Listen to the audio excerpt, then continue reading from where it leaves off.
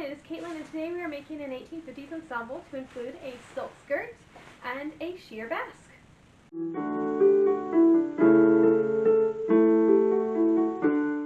Hello, and welcome to my project that was not supposed to happen for many years, but I've decided just to do it because of reasons. Actually, because I was working on a lawn dress for an event that is next week. I have 8 days. And decided I didn't want to wear wool because it's going to be almost 100 degrees and it's humid down in Independence area, Texas. So I don't want to wear that wool dress. And I was working on a lawn dress too, and I really don't feel like finishing it. I don't like ruffles. I love them when they're done. I don't like doing them, and I don't feel like doing that. So we're going to make a whole new dress to avoid doing the dress I already have cut out and mostly sewn together. Actually, we're not going to do a whole new dress. We're going to make the skirt today for the event and wear a white basque with, but we're going to make the skirt and then eventually we'll come back to the bodice. So let's go ahead and get started on that. This is the fabric we're using. This is it's a purple, green, brown silk taffeta. It's really pretty. It's very muted, I think, even for the 1850s. They kind of liked bright colors, but I'm okay with it. So we're going to go ahead and use this. I'm hoping I have enough fabric because my grandiose plans of this entire ensemble means like I need like 9 yards and I think I only have 7. So this should be so much fun. We're going to try to figure out how I'm going to manage to piece this thing together. It'll happen. Alright, let's go ahead and start ripping.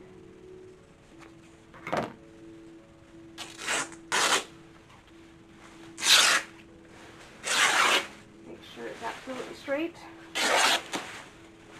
Awesome. Okay, so for the skirt, I'm doing a double skirt. So instead of it's not really tiered. Actually, it is a tiered skirt. Alright, so we're doing a double tiered skirt. I didn't put that together until right this moment, but we're going to do a double tiered skirt. So I need the bottom tier to be 25 inches long. Actually, it's going to end up being 27 just because I don't want to waste any of this. So 25 is right here, but to make the pattern match so that whenever I sew these two panels together, the plaid matches, I need to cut it here. So it's actually going to be 27 inches, which honestly isn't a big deal.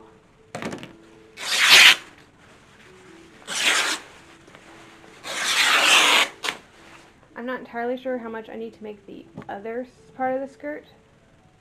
I know how much it needs to be finished, but I need more than that. So I need to sew these together, and then we'll talk about, actually no, we're going to do the lining part first. Alright, meet the brown cotton. This is going to fill up the rest of the skirt. So my two tiers, I'm going to have a little bit of the silk, and the rest of it's going to be brown, regular brown cotton. Then we're going to put the other silk skirt over it to hide the brown cotton, but it doesn't waste so much silk as to have a whole silk skirt and then an overlaid silk skirt. It is a period trick, and I love them for it because it doesn't waste fabric. So I am going to need, that was 27, I need 45 inches. So, and I'm sorry, the camera keeps moving, the dog moving on the table.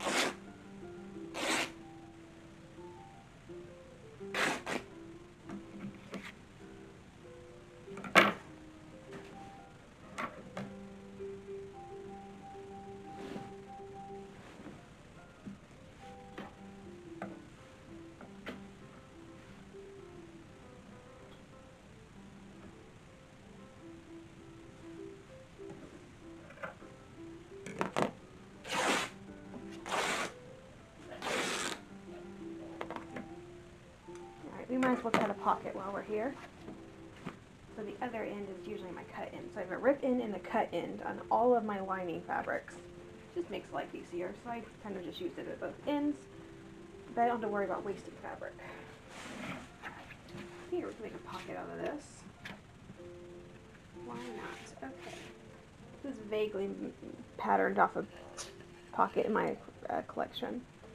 Alright, so sewing steps. I'm going to sew all of the lining skirt pieces together. I'm going to sew all the silk skirt pieces together, and then I'm going to sew this together. Alright, I am sewing together the lining and the skirt bit now.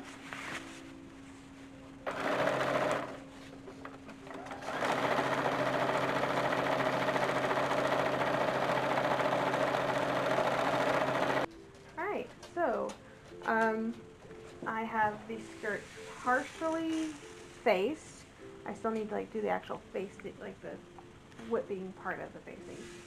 But like we talked about, it is sewn on technically and ironed up.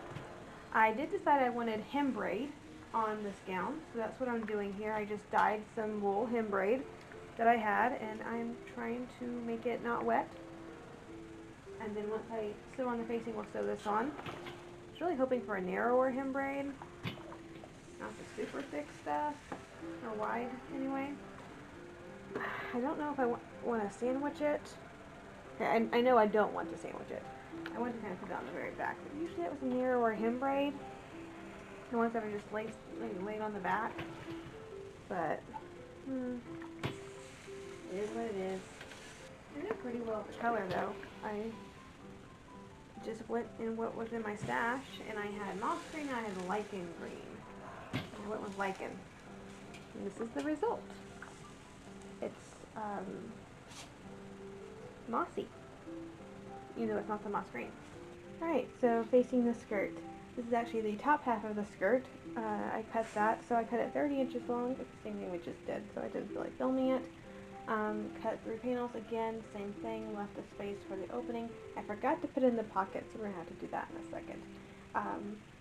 And yeah, I just put in the facing, same thing we did earlier, and I'm just going to attach this on. And then we're going to put on a hem braid on the bottom half of the skirt. This part does not need hem braid.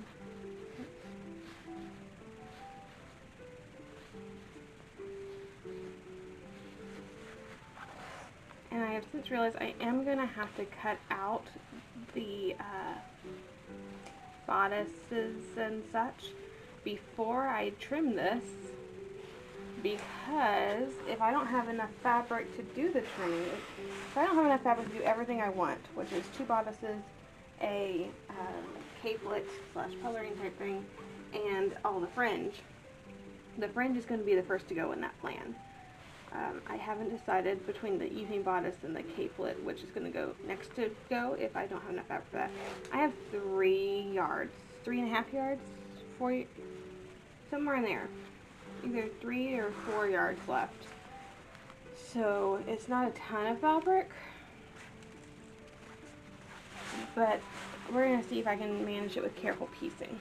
And this skirt ended up being a little bit longer than I thought it was going to at first. I wanted a skirt that was going to not end like halfway, even though you do see that. I wanted the parts to end closer to the ground. So I ended up making this a little bit longer, so I can actually make my pocket a bit longer and save the other pocket for something else, which I might end up doing because I do like big pockets.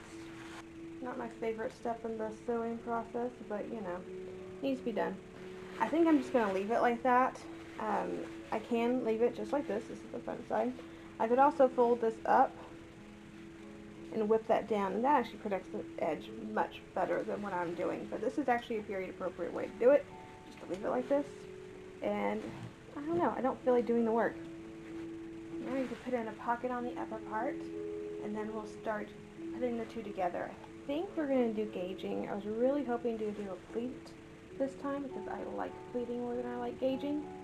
But I'm looking at some originals, and I'm seeing a lot of gauge skirts in the very beginning of the 1850s, which makes sense because gauging was used for the vast majority of dresses in the 1840s, and it makes sense that there's like a little bit of an overlap into the 1850s. So whether So although I was hoping to get to be able to pleat, because I really don't like gauging, I think we're going to have to gauge this one too. Which is actually fine because before the hoop, I find that gauging gives you more poof on the skirt than pleating does. And so it makes your skirts look a little bit wider without an extra petticoat, which is maybe another reason that they did it that way. It's putting in a pocket.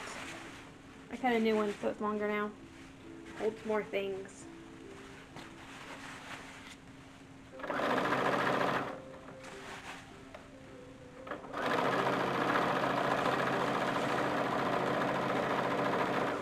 Alright, gauging.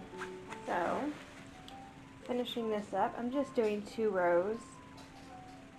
Mostly because that's what I usually see in originals, and it's easier than doing 3.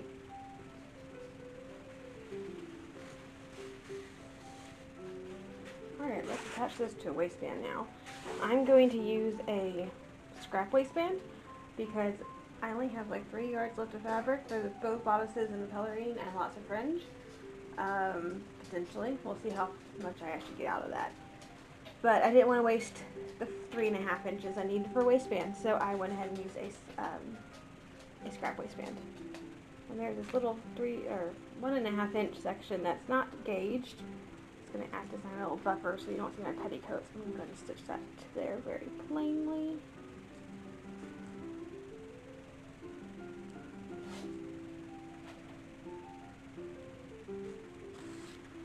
I'm going to mark 1/2 and 1/4 marks on the waistband and also the skirt.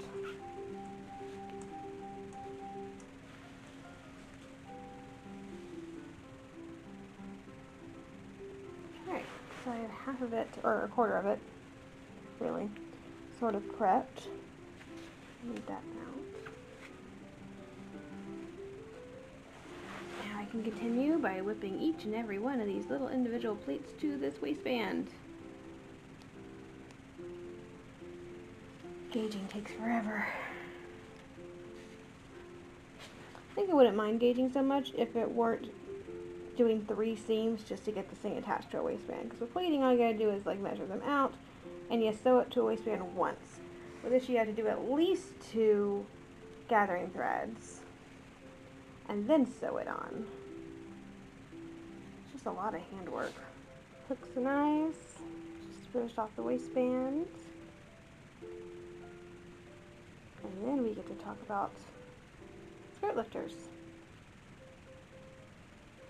Which it is past midnight, so I think I shall do that tomorrow. Skirt lifters. So little 1/4 inch, I think, cotton twill tape. Put up about 10 inches from the bottom, and then about 10 inches between them, so I can get about 10 inches up when I tie them together. The skirts will be on the ground. It's very much needed this weekend. I'm going to look one more time at some original basque pictures I have saved and just get a good idea for what I want to do before we start cutting. Alright, now the skirt's done, we can go ahead and start working on the basque bodice. So here are some of my pieces. I just have my normal pieces and I drew basque on them. Sometimes I'll use the, what's that Simplicity pattern, like 3727 or something? The blue dress that has basque on it, that's really 1850s, but people use it for Civil War, and they shouldn't. That one. I'll use that and then kind of to gauge what I need to do, but that was a very differently shaped basque than I wanted, so I'm just like drawing lines here. Which is what I do usually, and it always seems to work out, so okay. This particular fabric is cotton organdy. It's the soft kind of cotton organdy. There are 2 types of cotton organdy. You can get soft or you can get stiff. Stiff is good for like lining berthas and that sort of thing. Something where you need like a stiff foundation, but you don't want to use that for anything that's like seen because it's not very nice and it's really scratchy. So it's like harlequin almost, but a little not quite as stiff and like a finer weave. But yeah, this is the nice stuff. Very sheer, you can read through it. I just have it double layered here, so you know. But we're gonna go ahead and cut out the back and the side back. I gotta match up and draw the basque for the front. And I think we're gonna do some funnel sleeves on this because we're gonna make this an early 1850s basque. And funnel sleeves were like a thing Plus, I'm looking at all these paintings of women in the white basque, and they all seem to have funnel sleeves with no undersleeves. So I'm like, well, that sounds like a really great option for summer. It's gonna be like 100. It's gonna be like 100 degrees this weekend. So I will take all the help I can get. Open sleeves and no undersleeves sound like a fantastic plan to me. And since I'm seeing evidence of that, that's what we're gonna do.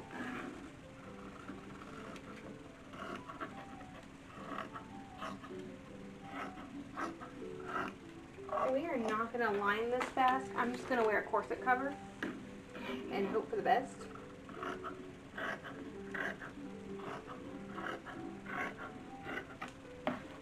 My brain wants to line it, but I think we better not to. In the originals I am seeing, they don't appear to be lined, so we're going to go with no lining and just deal with it. Alright, let's start with sleeves. So here's a sleeve.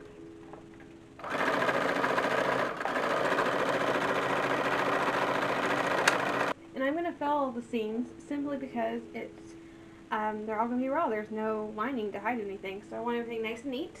And once it's been filled, we're going to just do a little hem.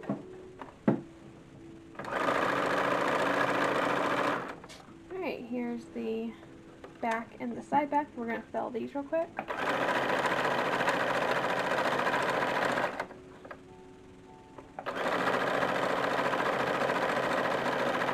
Alright, we have the fronts and I guess the side seams and the shoulder seams to do.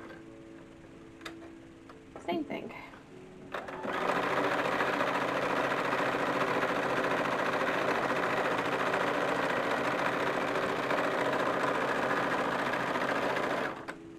Sewing in sleeves, we've gotten to the filling part. Working on darts now. So I have one side the darts are put in, the other one, so they're just pinned in. So we're going to sew the darts real quick. I did try the whole thing on. It fits pretty well. There's for some reason a good 1.5 inch gap at the side seam, which is weird, but I did make a new corset, so maybe that's the problem. I don't know why. Measurements are all the same, but you know, sometimes things get shifted around. So I was a little surprised by that, but it's going to work out. So I did take apart the side seam,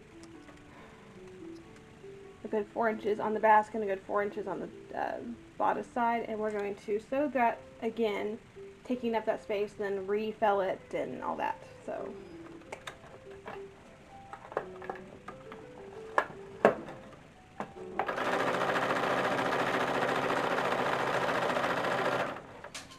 here we go. So, got some stuff done, so we're ready to do some handwork. I'm going to finish putting on these buttons. So I did choose some mother of pearl buttons. I meant to leave like a whole nother space up here for a brooch, but I guess I forgot about that.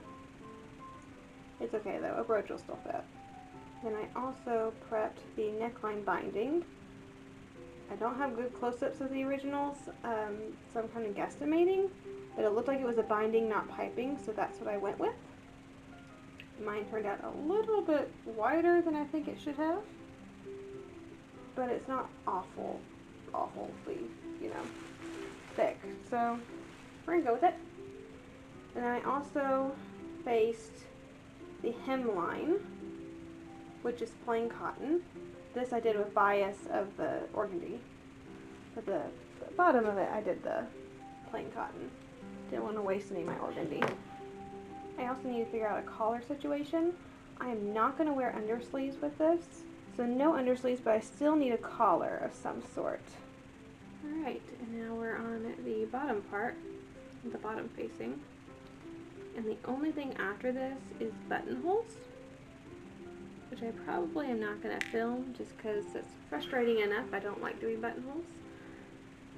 And to have to get it like in frame and have to worry about all that, that's going to be more stress than I really want to deal with.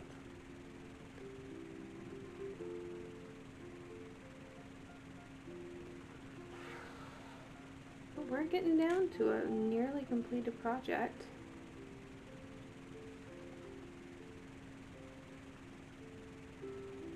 this would be a really nice, you know, 1850s little outfit. And of course the basque can be worn with any skirt, so I have lots of 1850 skirts. I just didn't want to wear them this time because I didn't want to wear the bodices this time. I could have worn one of the skirts. I just decided I didn't. I decided I'd rather make a new skirt, which is really typical of me. I like making new things. I don't think I talked earlier about why I decided to do buttons on this one. I was going to do just hooks and eyes. I started looking at originals. I'm not seeing any closures on the originals, so I'm wondering if they were just pinned shut a lot of times. But there's this really nice painting. It's one of my favorite paintings, honestly. It's called Lovers Under a Blossom Tree.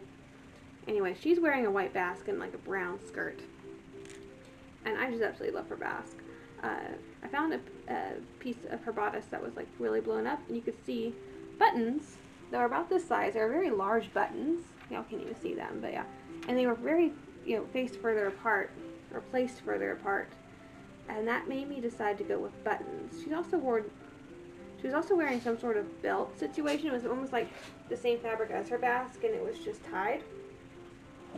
Which answered a question. I hadn't seen any other paintings or portraits or photographs of women in basque wearing belts, but she wore something. So it seems like hers, though, was she didn't do darts. She just fitted it with the belt, which was another option, and I considered doing that.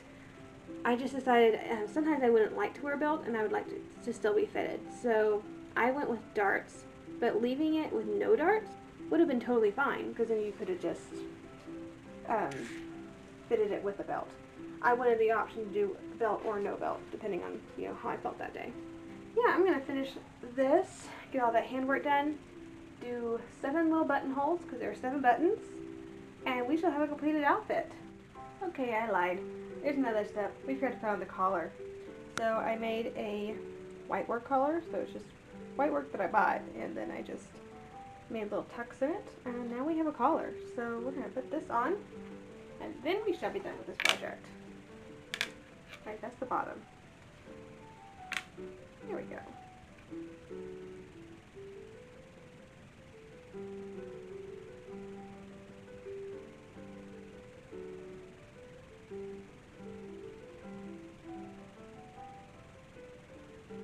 There we go. Alright. Now we are ready to try the whole project on. Alright, let's put on a dress. So I have here the skirt. Let's start with that. All the beautiful silk rustle. It's a wonderful sound. Okay. Skirt lifter, there it is. Okay.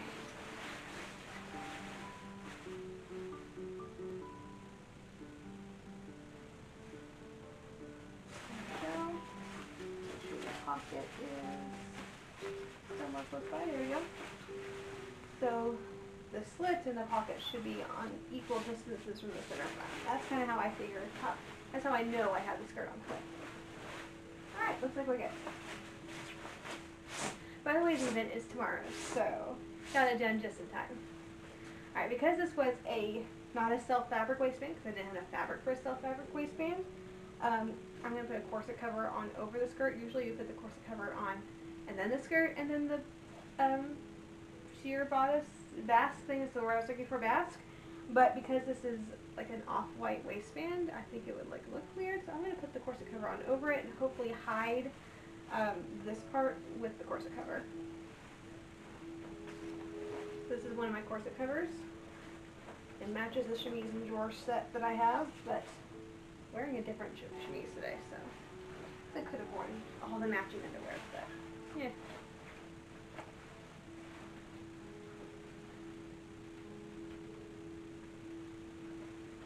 I chose this one for the corset cover because it has this like really pretty, we call it rick-rack. I think they called it wavy braid, little trim detail, and so you can see that underneath the sheer basque.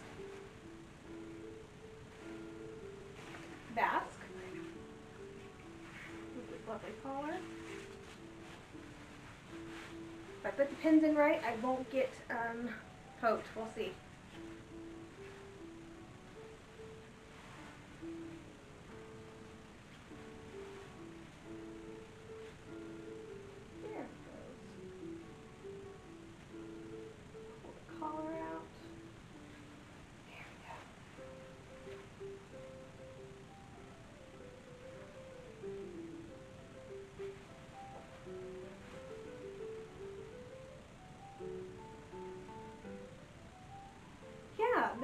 it is so nice and light. Oh my goodness, this is going to be so nice tomorrow.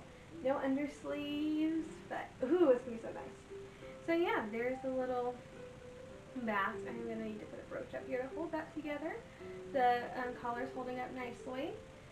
I need to do my hair well tomorrow. It's not done well right now, but I may or may not wear a belt with this. I haven't quite entirely decided. It kind of depends on how weird things look down here, and I'll make that decision tomorrow when I wear it. But yeah, a good length to the skirt. It's a really pretty skirt. I'll move it down.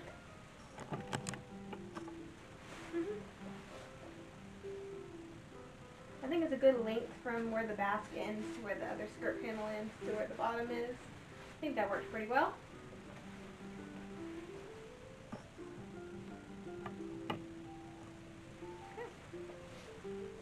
Yeah. So yeah, it's gonna be really nice tomorrow. So yeah, I mean, it was really nice out today, but I don't think it's supposed to be nice tomorrow. I think it's supposed to be kind of hot and muggy, but we shall see. So this is my first choice of outfit. If this skirt, something happens to it, I bring an extra silk skirt. If something happens to the bodice, we're kind of in trouble. The only other dress I have is a wool dress, and I really don't have to wear wool tomorrow, but we shall see how that goes. Very glad we got this done. This will be definitely a go-to, at least the bodice. And skirts I can change out, not a big deal. But the bodice, I'm going to be using this one a lot. So glad we got it done. It's really exciting. I guess I do have an extra basque. I can see if that one fits. That way if I have to, I'll use that one. But I'd rather wear this one. This one's much nicer. And it has no undersleeves, which is really, really pleasant. Yeah. Thank you so much for joining me today as we made an 1850s summer ensemble. We'll be finishing the bodices, and the coloring to this next couple months. But as of right now, this is a perfectly workable outfit, and I'm glad we got it done. So again, thank you so much for joining me, and if you enjoyed the video, please like and subscribe, and as always, have a fantastic week, and I'll see you back here on Monday.